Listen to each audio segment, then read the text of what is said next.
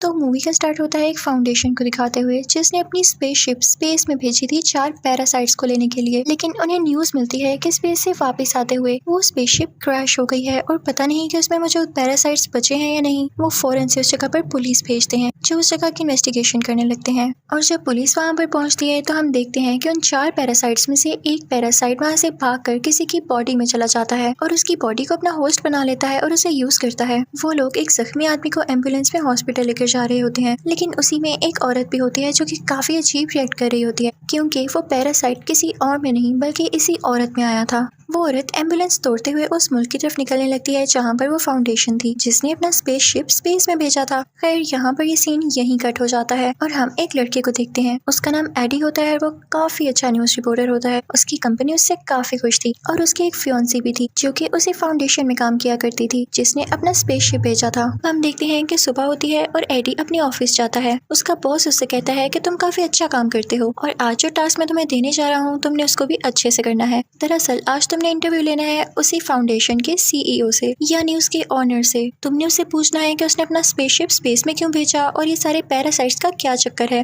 याद रहे तुम उससे इसके अलावा कोई एक्स्ट्रा बात मत करना क्योंकि वो काफी रिच है और काफी बुरा आदमी भी है। अगर तुमने उसकी पसंद की कोई बात ना की तो वो तुम्हें मरवा भी सकता है। तो एडी अपने बॉस से कहता है कि ठीक है, आप परेशान ना हो, मैं उनसे अच्छे से इंटरव्यू लूंगा और उनसे सिर्फ उनकी इन्वेंशन और डिस्कवरी के बारे में पूछूंगा बस। फिर रात को हम देखते हैं कि एडी अपने घर आ जाता है। उसके सामने उसके फियांसी का लैपटॉप पड़ा होता है जिस पर उसे किसी की मेल आती है और वो उसी फाउंडेशन की तरफ से थी। वो उस फाउंडेशन के किसी मेंबर ने उसे भेजी थी कि ये फाउंडेशन ठीक नहीं है, ये लोगों की जान ले रही है और ये तुम्हें भी यूज करेगी, तुम इसको छोड़ दो। उसमें उनके एक्सपेरिमेंट्स की सारी डिटेल होती है कि वो पैरासाइट्स कौन है, कहाँ से आए और उन पे क्या क्या एक्सपेरिमेंट्स किए जाने वाले हैं। मासूम लोगों को भी इसके लिए यूज किया जाएगा। एडी को जब ये पता चलता है तो वो सोचता है कि मेरे पास अच्छा मौका है। सुबह मेरा उस आदमी के साथ इंटरव्यू है तो मैं उससे सारी बातें पूछूंगा इवन तो मेरे बॉस ने मुझे मना किया है, लेकिन ये खबर काफी रॉकिंग बन सकती है।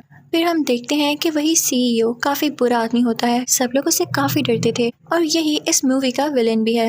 अब एडी का उस इंटरव्यू का टाइम हो चुका था तो वो उसके पास आ जाता है और उन लोगों का इंटरव्यू अब स्टार्ट होता है। शुरू में तो एडी उससे ऐसे सवाल करता है कि बताएं आपने स्पेस में क्या क्या डिस्कवरीज की हैं। फाउंडेशन का वो ओनर काफी खुश होकर इन बातों का जवाब दे रहा होता है, लेकिन तभी एडी अपने सवाल चेंज करने लगता है और उससे कहता है कि मैंने सुना है कि आप अपने एक्सपेरिमेंट्स के लिए इंसानों को चुनने वाले हैं, उनकी जान के साथ खेलकर आप अपने एक्सपेरिमेंट्स को सक्सेसफुल बनाने वाले हैं क्या। और जैसे ही वो ओनर ये बात सुनता है तो उसको एडी की बातें काफी बुरी लगने लगती हैं और वो उससे कहता है कि फौरन से अपने इंटरव्यू को बंद करो और चले जाओ यहाँ से। एडी को वहाँ से निकाल दिया जाता है और फिर एडी सीधा अपने ऑफिस आता है अपने बॉस के पास। उसका बॉस उससे काफी गुस्सा होता है कि मेरे मना करने के बावजूद तुमने उससे टक्कर ली है, अब जो इसका नतीजा होगा, जो इसकी वजह से होने वाला है, उसके लिए तुम खुद तैयार रहना। उसका बॉस उसे गुस्से में जॉब से निकाल देता है और दूसरी तरफ एडी की फियांसी को भी जॉब से निकाल दिया गया था, लेकिन उसकी फियांसी एडी से काफी ज्यादा गुस्से होती है और कहती है कि मैं तुमसे ब्रेकअप कर रही हूँ, तुम्हें सरा अकल नहीं है, तुम्हारी वजह से हम दोनों की जॉब चली गई। वो उससे सारे लिंक्स खत्म करके उससे दूर हो जाती है। फिर यहाँ पे सीन चेंज होता है और हम देखते हैं कि रात है, बारिश हो रही है और वही औरत हमें दिखाई जाती है जिसकी बॉडी में वो पैरासाइट चला गया था। वो वहाँ पर पड़ी हुई चीजें खाने लगती है, लेकिन तभी उसके पास कुछ बुरे लोग आ जाते हैं। वो लोग उनकी डिफरेंट फॉर्म्स बनाकर एक्सपेरिमेंट कर रहे थे कि ये पैरासाइट किस फॉर्म में ज्यादा ताकतवर रहता है। वो एक शीशे के बॉक्स में खरगोश को रखते हैं और उस येलो पैरासाइट को छोड़ देते हैं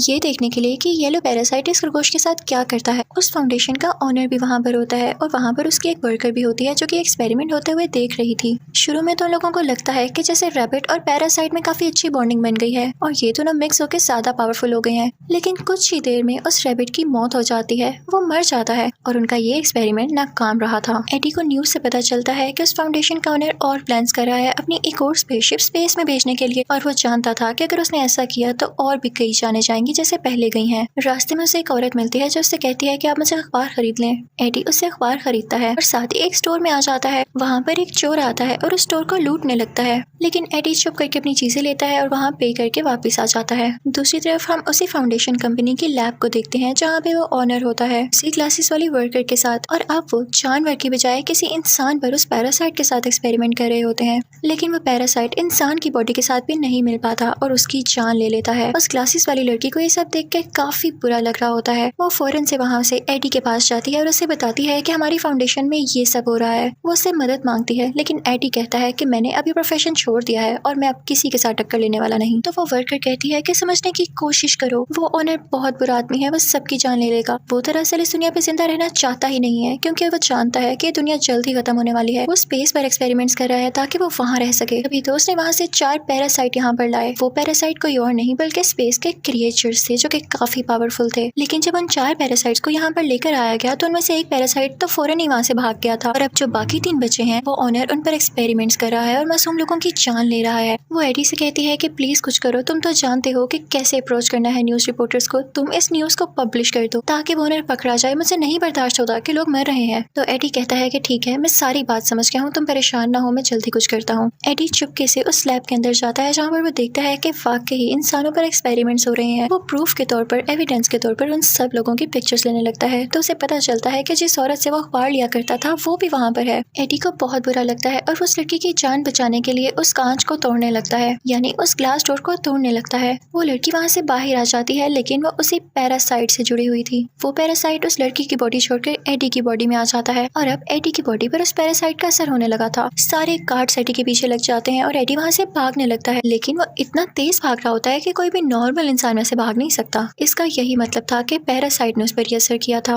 वो एक जंगल की तरफ भाग जाता है और काफी ऊंची ऊंची जंप्स लगाता हुआ एक दरख्त पर चढ़ जाता है और गार्ड से अपनी जान बचाता है। जब सब लोग वहाँ से चले जाते हैं तो एडी अपने घर आ जाता है और घर आकर पानी पीने लगता है काफी ज्यादा। उसके घर में जो भी सामान पड़ा हुआ था वो उसे खाने लगता है। उसकी भूख जैसे मिट ही नहीं रही थी, लेकिन उसे वॉमिटिंग होने लगती है। फिर उसका दिल काफी खराब हो रहा था और उसकी बॉडी में चेंजेस आ रहे थे। यहाँ तो उसकी शक्ल भी बदलने लगी थी, जिसे देख के वो काफी परेशान हो रहा था। उसे कुछ नहीं समझ आता तो वो परेशानी में अपनी फियांसी को कॉल करता है। तो उसकी फियांसी कहती है कि मैं तुमसे हर लिंक खत्म कर चुकी हूँ और मैं अब किसी और के साथ हूँ। लेकिन एडी फिर भी जिद करता है उससे मिलने की और फिर उससे रेस्टोरेंट में मिलने जाता है। वो रेस्टोरेंट में मौजूद सारी चीजें खाने लगता है, लेकिन कहता है कि मुझे इसको खा के एनर्जी नहीं मिल रही, ये मरा हुआ मीट है, मुझे जिंदा चीज तो खाने के लिए। साथ ही उसे एक एक्वेरियम नजर आता है जिसमें बैठ के वो वहाँ पर पड़े हुए क्रैब्स खाने लगता है। इनफैक्ट एडी की बॉडी में अब वेनम आ चुका था, यानी उन 4 पैरासाइट्स में से सबसे ज्यादा स्ट्रॉन्ग पैरासाइट। तभी तो उसने इंसान की बॉडी को अपना होस्ट बना लिया था। लेकिन एडी के फियांसी को और उसके दोस्त को ये बात समझ ही नहीं आ पाती, तो वो उसका स्कैन करने उसको हॉस्पिटल ले जाते हैं और उसके बाद एडी को उसके घर भेज दिया जाता है कि जैसे ही रिपोर्ट आएगी हम आपको बता देंगे। और अब हम फाउंडेशन का सीन देखते हैं जहाँ के ओनर को किसी तरह से ये पता चल जाता है कि उसकी वो वर्कर जो क्लासेस वाली थी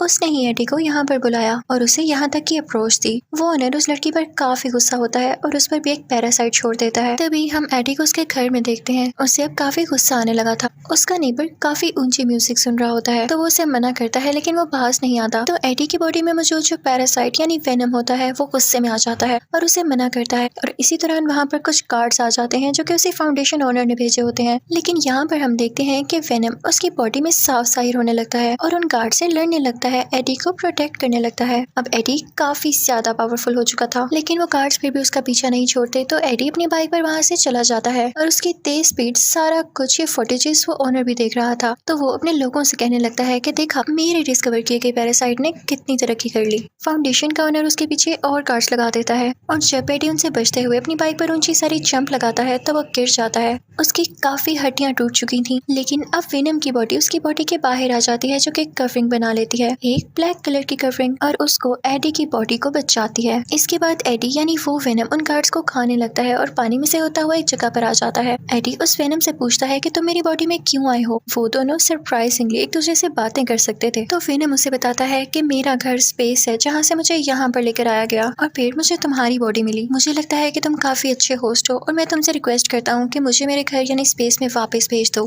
अब एडी के पास वो सारे एविडेंस होते हैं जो उसने पिक्चर्स क्लिक की थी उस फाउंडेशन में कि लोगों के साथ कितना जुल्म हो रहा था। वो अपनी कंपनी जाता है ये बताने के लिए, लेकिन उसका साथी उसे अंदर ही नहीं आने देता। तो वेनम उस एडी से कहता है कि मैं हूँ ना, मैं तुम्हें ऊपर पहुंचा देता हूँ। और फिर वो लोग ऊपर जाते हैं और खिड़की तोड़ते हुए अपने बॉस के ऑफिस में आ जाता है। वो साथ एक नोट रखता है और वो एविडेंस रखता है। लेकिन तभी वहाँ पर उसी ऑनर के गार्ड्स आ जाते हैं जो उस पर अटैक करने लगते हैं, उसे शूट करने लगते हैं। लेकिन वेनम एडी की बॉडी से बाहर आकर उसे दोबारा से प्रोटेक्ट करता है। वो वेनम उन सब गार्ड्स को हरा जाके उनमें से एक को खाने ही वाला होता है कि तभी उसकी फियोंसी लड़की वहाँ पर आ जाती है जो कि उससे ब्रेकअप करके गई थी। एडी इंसानी शक्ल में वापस आ जाता है और उससे कहता है कि तुम क्या कर रही हो यहाँ पर। तो वो लड़की उससे कहती है कि तुम जानती हो ना कि तुम्हारा इलाज चल रहा है, तो तुम यहाँ क्या कर रहे हो, तुम फौरन से मेरे साथ हो इससे पहले कि कोई मसला हो जाए। अब वो दोनों हॉस्पिटल आते हैं और उसकी पुरानी फियोंसी का दोस्त उसका दोबारा से स्कैन करता है और फाइनली वो यहाँ पे सक्सेसफुल हो जाते हैं एडी की बॉडी से उस वेनम को निकालने में। एडी काफी ज्यादा लाइट फील कर रहा होता है और खुश होता है और उस वेनम से कहता है कि मैं भी नहीं चाहता था कि तुम मेरी बॉडी में आओ,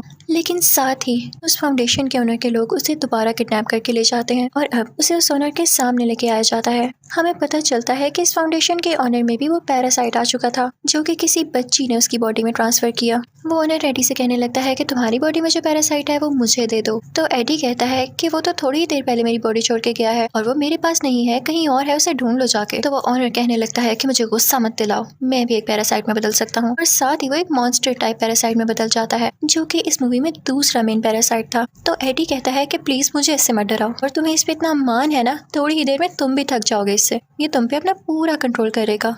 तो ऑनर कहता है कि मुझे इससे कोई फर्क नहीं पड़ता। जब एडी उसकी किसी बात का जवाब नहीं देता तो वो अपने गार्ड से कहता है कि इसको यहाँ से धक्के दे के बाहर निकाल दो और इसे मार डालो। लेकिन तभी हम देखते हैं कि वहाँ पर एडी के फियोंसी की बॉडी में वेनम दोबारा से यहाँ आ जाता है। वेनम उन गार्ड से एडी की जान बचा लेता है और फिर दोबारा से एडी की बॉडी में आ जाता है। यहाँ एडी और उसकी फियोंसी में भी दोस्ती हो जाती है। तो वो वेनम एडी से कहता है कि देखो, वो ओनर सब एक्सपेरिमेंट्स कर चुका है और अब वो स्पेस में आना चाहता है क्योंकि उसका ये प्लान है कि वो स्पेस से और ज्यादा पैरासाइट्स लाए। लेकिन एक बात याद रखना, अगर वो सारे पैरासाइट्स यहाँ पर आ गए तो वो दुनिया को तबाह कर जाएंगे और लोगों को खा जाएंगे। अब ओनर अपने फाउंडेशन में दूसरा स्पेसशिप लॉन्च करने की बातें करने लगता है। सारे वर्कर्स उसे समझाने लगते हैं कि वहाँ जाना अभी किसी खतरे से खाली नहीं हो सकता क्योंकि सारे पैरासाइट आपके खिलाफ हो चुके हैं और तो लोग भी आपका साथ नहीं दे रहे। तो ये बात सुनकर वो वहाँ पर मौजूद सारे वर्कर्स को मार देता है और खुद ही वो स्पेसशिप लॉन्च करने लगता है। लेकिन तभी वहाँ पर वेनम भी आ जाता है और उन दोनों में काफी ज्यादा लड़ाई होती है क्योंकि वेनम नहीं चाहता था